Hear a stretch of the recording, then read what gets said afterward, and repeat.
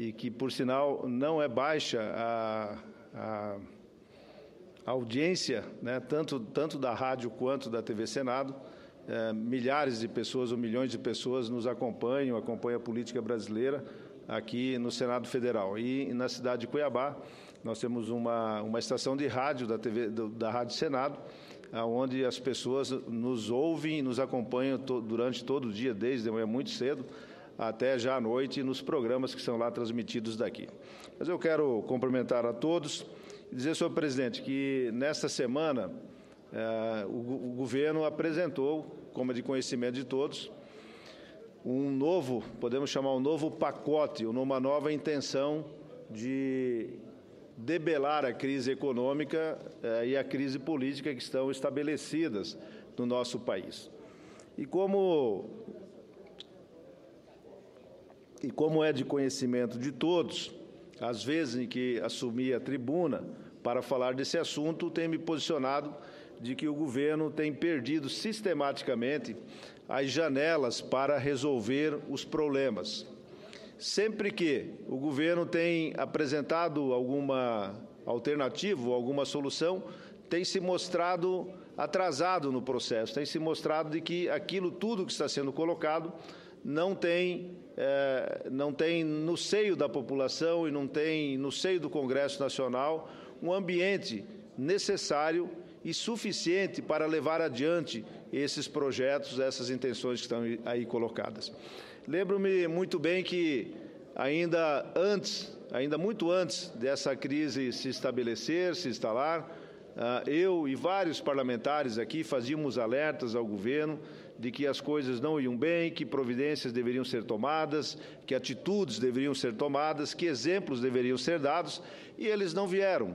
Em nenhum momento vieram os exemplos, vieram as atitudes, as posições firmes que devem ter alguém que tem dificuldade em gerir as contas e que tem dificuldade na política.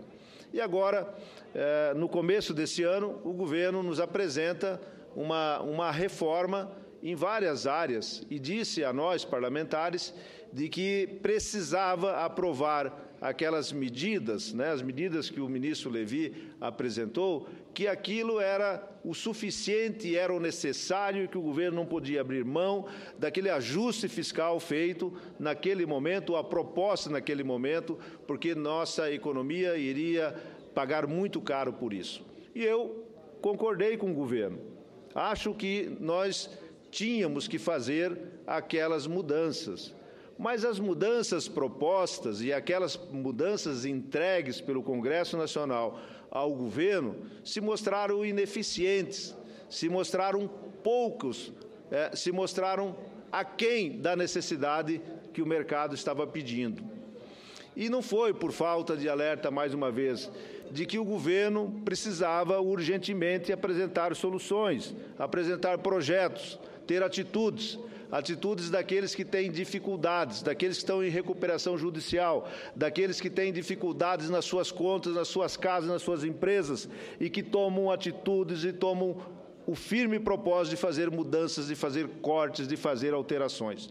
Mais uma vez o governo não o fez, e aí chega, então, a perda do grau de investimento, chega no Congresso Nacional um projeto de orçamento que não tinha condições de ser levado adiante, aquém das necessidades, onde o governo disse claramente à opinião pública, à política, às agências que fazem, dão as notas no sistema mundial, de dizer o seguinte: nós, o governo brasileiro, nós quebramos.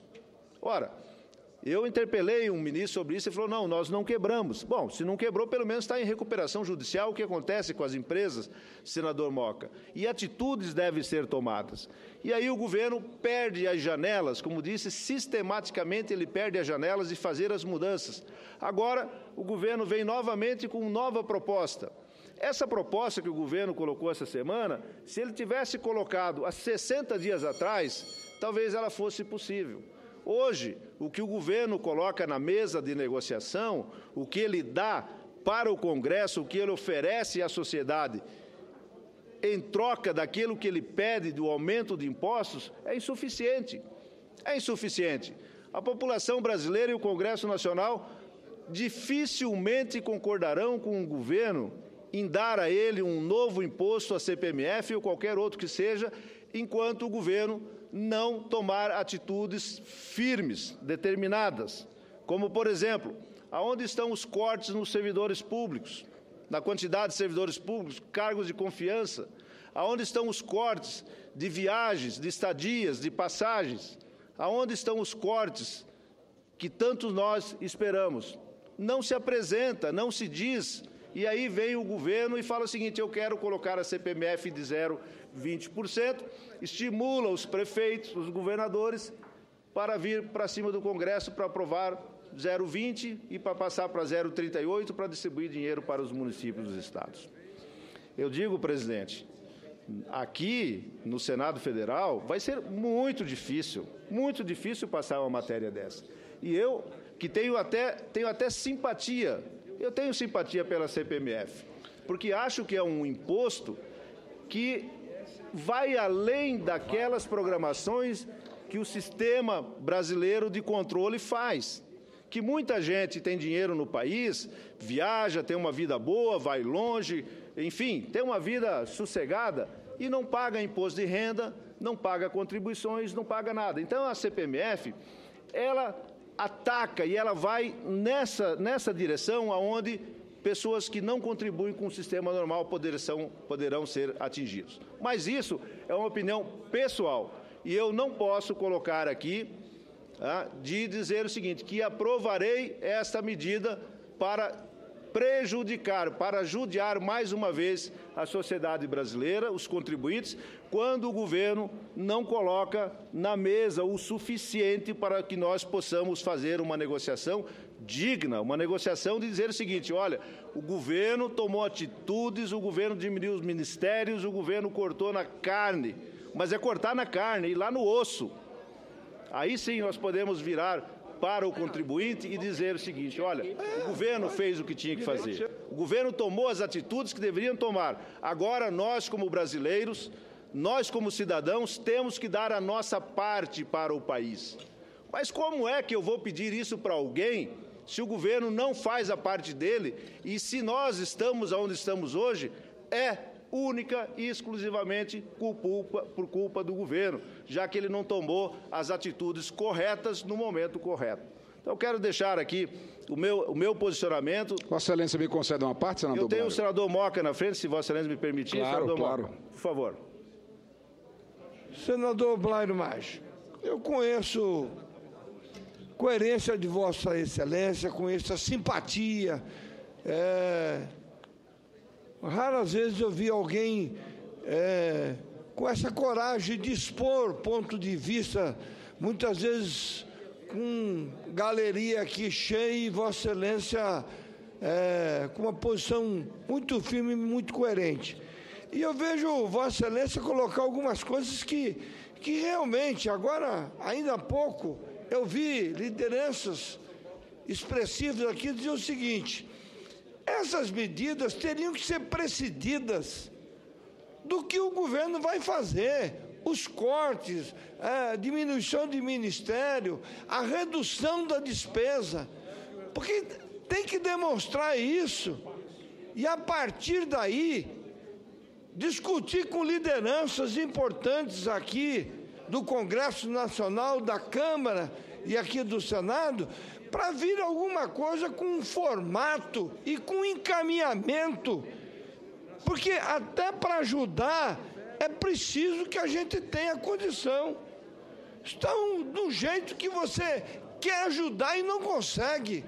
Quer dizer, eu não estou falando de governo, eu estou falando do meu país, do nosso país, melhor dizendo, e com reflexo direto nos nossos estados e nos nossos municípios. Eu tenho certeza que cada senador aqui tem a mesma preocupação, de forma que eu quero aplaudir o pronunciamento que Vossa Excelência faz com muita coerência. Muito obrigado, senador Blairo. Muito obrigado, senador Moca. O que nós não queremos, senador Moca, e não podemos, é jogar mais uma vez uma oportunidade fora. O que passa na janela nesse momento pode não passar na porta daqui a alguns dias. É isso que eu quero. O governo precisa fazer um corte. Eu duvido, senador Cássio, já lhe passo a palavra, eu duvido que na crise que nós estamos, se o governo chegar e determinar o seguinte, olha, todos os contratos que eu tenho deverão sofrer um corte linear de 20%, de 30%. Tenho certeza que 99% das empresas prestadoras de serviço para o governo vão aceitar. Aceitam porque entendem que o momento é outro, os custos de mão de obra estão reduzindo. Nós não vivemos daquele momento que vivíamos há um ano atrás. Portanto, Vossa Excelência tem toda a razão, senador Moca. O governo tem que ser protagonista, o governo tem que dizer aonde ele pode ir e não ir na tentativa. Ele já tentou, primeiro com o projeto lá do Levi, agora com esse, com outros, e nós não vamos sair da crise com pacotes paliativos. Temos que ir no cerne da questão, discutir o governo, o tamanho do governo, já disse aqui várias vezes, o nosso governo não cabe no nosso orçamento. As malas que nós temos que levar para a viagem não cabem no porta-mala do nosso carro. E temos que viajar, então temos que deixar alguma coisa fora. E isso não é só para o governo, é aqui para o Senado, é para o Judiciário, é para todo mundo. Chegou a hora de a gente olhar para dentro dos nossos poderes, dos nossos órgãos, das instituições, e dizer aquilo que já foi dito mundo afora. O que você pode fazer pelo seu país nesse momento? E tenho certeza que todos farão, mas o comandante, quem puxa essa fila, é o Executivo, e o exemplo tem que vir de lá. Ô, senador Cássio. Senador Blério, agradeço a oportunidade de aparteá-lo, até porque há poucos instantes ocupei a tribuna com o tema rigorosamente idêntico de Vossa Excelência, chamando a atenção para a preocupação que tenho com o grau de improviso que o governo adota na condução dos rumos do país. Governo nenhum será maior do que a sociedade brasileira, governo nenhum será maior do que o nosso povo, do que a nossa gente. Ocorre que esta improvisação sucessiva do governo da presidente Dilma tem levado o nosso país a uma situação caótica, sobretudo pela falta de credibilidade, o que agrava a situação econômica.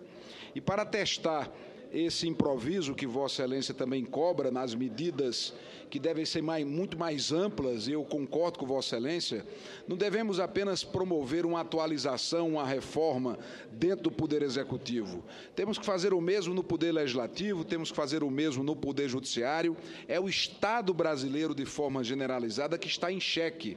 A sociedade já não suporta mais pagar impostos para manter um Estado perdulário, incompetente, ineficiente, corrupto muitas vezes, ou infelizmente a maioria das vezes, que não consegue prestar serviços com o mínimo de decência e de qualidade, um Estado aparelhado politicamente de um sistema que esgotou, que chegou à falência. Os anúncios feitos na segunda-feira, com toda a cobertura que naturalmente a imprensa deveria ter, não passaram de palavras ao vento, porque até hoje, 48 horas depois dos anúncios realizados, no Diário Oficial da União não tem uma linha sobre o tal pacote de medidas anunciados pelo governo, o que atesta de forma cabal, o que prova de maneira irrefutável o grau de improviso deste governo, que reuniu alguns ministros durante o final de semana para que 5 dias após o Brasil ter perdido o seu grau de investimento, pudesse dar uma resposta à sociedade e uma satisfação à imprensa. E quando você abre o pacote, é uma caixa vazia, porque não está sequer publicado no Diário Oficial as tais medidas anunciadas na última segunda-feira. Então, nós outros da oposição vamos analisar qualquer proposta que aqui chegue, mas não acredito que chegará ao Senado Federal a CPMF, porque tamanha os equívocos cometidos pelo governo, inclusive na atitude desrespeitosa com relação aos governadores. Eu ouvi o governador Pedro Taques, do seu estado, para concluir minha parte, registrando toda a sua indignação com a postura do governo de apresentar uma alíquota menor da CPMF para forçar os governadores a virem ao Congresso pedir o aumento dessa alíquota para que a CPMF pudesse ser partilhada com os estados. Isso é, no mínimo, desrespeitoso com os governadores. E Vossa Excelência já foi governador, como eu também já fui, e seguramente nós não submeteríamos a essa prática, que é um truque, uma manobra de um governo fragilizado que tem que usar desse expediente desleal com os entes federados. Cumprimento Vossa Excelência pela oportunidade do pronunciamento, pela lucidez da análise e, sobretudo, pela coragem, mais uma vez registrada, de mesmo manifestando uma posição a priori, a princípio favorável à CPMF, registrar com clareza e lucidez de pensamento as restrições feitas para a implantação dentro dessa conjuntura. Cumprimento Vossa Excelência. Muito obrigado, senador Cássio. Senador Blário. Eu já lhe concedo, senador Benedito. Só para exemplificar, eu estou aqui na tribuna cobrando de que o orçamento do governo deve caber dentro da arrecadação que ele faz, e não esfoliar ou expoliar a sociedade. Hoje, quando eu cheguei pela manhã, uma ainda jovem senhora que hoje estava trabalhando, no momento em que eu cheguei como assessorista aqui do elevador, ela me disse: senador, eu ganho se não me engano, R$1.070. Eu tenho um filho, eu não sei o que eu vou fazer. E ela pergunta para mim: o que eu faço agora, senador? Eu, semana passada, estava na minha empresa, na segunda-feira, fui ao banheiro, encontrei com um senhor que toma conta dos banheiros lá na empresa, lá em Cuiabá, e perguntei para ele como é que estava a vida. A resposta dele foi a mesma. Eu não sei mais o que eu vou fazer, eu já reduzi as coisas que eu comprava, eu diminui a qualidade dos produtos e eu não sei o que eu faço. Quer dizer, o cidadão comum e as empresas não sabem o que fazem, e o governo deveria saber o que tem que fazer, e ele não sabe o que está fazendo. Então, é essa a reclamação, porque esses dois exemplos que eu dei, eles terão que se enquadrar no novo momento, não tem jeito, ou vão trabalhar em mais um horário, né, porque aumento salarial com certeza não acontecerá, e reduzir os seus gastos, a sua qualidade de vida que vinha até agora. Esta é a grande questão e a chiadeira que está no Brasil inteiro. O senador Benedito Lira, para finalizar meu pronunciamento. Nobre senador Blário Maggi, queria cumprimentar a Vossa Excelência inicialmente e dizer que ontem eu participei de uma reunião com outros líderes desta casa, com a presidenta Dilma e os ministros da área econômica. E ela comunicou de que estaria, até o final desta semana, encaminhando para o Congresso Nacional exatamente tudo aquilo que a imprensa está dizendo. Uma reforma para cuidar do ajuste fiscal, inclusive cobrir o déficit do orçamento para 2016, da ordem de mais de 27 bilhões de reais. No decorrer da conversa, nobre senador, a presidenta falou realmente nos 0,20 centavos para o CPMF. Mas essa é a parte que cabe ao governo federal encaminhar para esta casa, a fim de que possa ajustar o déficit do orçamento para 2016. Quanto aos acréscimos, são assuntos que diz respeito a um apelo que os governadores fizeram na oportunidade que ela teve uma reunião com eles a semana próxima passada. A presidenta também anunciou que vai fazer a reforma administrativa, já está cuidando da reforma administrativa, que não pode vir assim tão depressa, porque tem muita coisa que precisa se ajustar. Onde é que vai cortar, onde é que vai unir, onde é que vai juntar, onde vai fundir ministérios e etc, etc. Além disso, ela também anunciou que vai fazer cortes nos contratos de prestação de serviço e outros na área do Poder Executivo. Consequentemente, no que diz respeito a ajuste do Poder Legislativo e Poder Judiciário, não é competência do Poder Executivo assim proceder. É uma ação deliberada dos três poderes juntos para poder, então, ajudar este país a sair dessas dificuldades. E o Congresso Nacional, nobre senador, e Vossa Excelência tem dado demonstrações soberbas disso, de que tem sido coerente nas suas posições. E lógico que nós vamos precisar, o Congresso Nacional vai ter que ser parceiro dessas decisões que haverão de ser tomadas. O governo vai mandar, sim. Ainda não foi publicado, nobre senador, Cássio. Nobre senador Cássio, Ainda não foi publicado nada no Diário Oficial, porque a presidenta Dilma nos informou ontem que teria uma conversa ainda com o presidente do Congresso Nacional e com o presidente da Câmara dos Deputados para fazer esse acerto, esse ajuste e fazer essa comunicação ajustando com os dois presidentes das duas casas, mas que até o final desta semana ela estaria encaminhando para esta casa aquilo que é de responsabilidade do Congresso e aquilo que é de responsabilidade exclusiva do Poder Executivo ser feito através de decreto. Então, eu queria me associar ao pronunciamento de Vossa Excelência e tenho a certeza de que todos nós teremos que dar a nossa contribuição. Lógico, eu vou fazer aqui apenas uma observação. A indústria está preocupada com essa história do CPMF. Agora, não esteve preocupada quando o governo, no ano 2014, mandou 174 bilhões de reais para atender a indústria automobilística em São Paulo. Ninguém fez absolutamente nenhuma questão, nem disse que não queria. 174 bilhões. Eu acho que o governo está cometendo um erro, ainda em 2015, que já mandou para este setor cerca de... E o setor não deu resposta. Não deu resposta porque não cresceu e desempregou. O mote, no primeiro momento, era para manter o emprego na Grande São Paulo. Então, nobre senador, é preciso que aqueles que tiveram o benefício no passado e que hoje o momento é de dificuldade, quem comeu filé e agora não quer comer farinha de mandioca, quer continuar comendo filé e a conta não dá para comprar mais filé. Então, eu queria me associar a Vossa Excelência e ter a certeza de que haveremos de juntos todos encontrarmos caminhos para o país, não é para governo A ou para governo B, é para o país. E todos nós temos essa responsabilidade. Muito obrigado a Vossa Excelência e o cumprimento mais uma vez. Muito obrigado, senador Benito de Lira. Eu vou aguardar as coisas que o governo deve anunciar. Depois de todo o anúncio, a avaliação, eu tomarei a minha decisão. Minha opinião é a seguinte: se o governo der o suficiente para a população entender de que ele fez o sacrifício, nós podemos pedir e podemos fazer outro sacrifício. Fora disso, não há negociação, não há conversa. Mas eu, para finalizar, presidente, quero dizer o seguinte, que crise não é a morte. Crise é, sim, oportunidade. E talvez seja a oportunidade que o Brasil tenha de se reinventar, de começar tudo de novo. Muito obrigado, presidente.